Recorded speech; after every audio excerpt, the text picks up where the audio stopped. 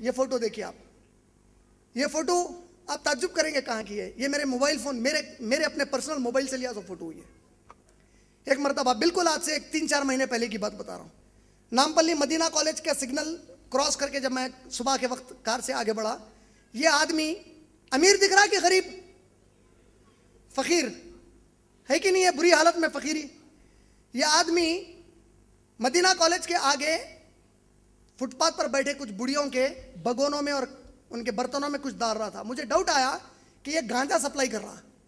मैं सोचा कि इसको रोक कर 1-2 भैरी मारूंगा और पुलिस के हवाला करूंगा कि कॉलेज वाले जाने वाले बच्चियों को गांजा सप्लाई कर रहा।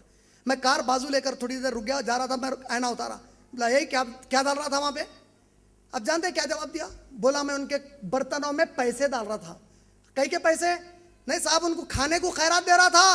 मैं बोला भाई तू क्या करता? नामपल्ली का किस्सा सुना रहा हूं आपको। तू क्या करता? बोला मैं भीख मांगता हूं। मैं बोला तू भीख मांग के उनको भीख दे रहा? बोला साहब कम से कम मेरे हाथ पैर है मांगने को, बुढ़ियां कहां जाके मांगेंगे।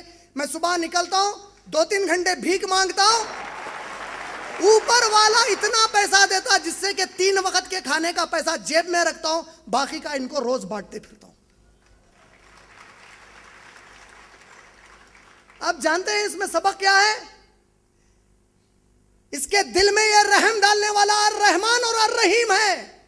वो उन बुढ़ियों को मरने नहीं देगा, इनके जरिए से पालेगा। अगर अमीर गरीब का हक मारकर बैठ जाएंगे तो फकीरों को पालने लगेगा। ये अल्लाह की शान है।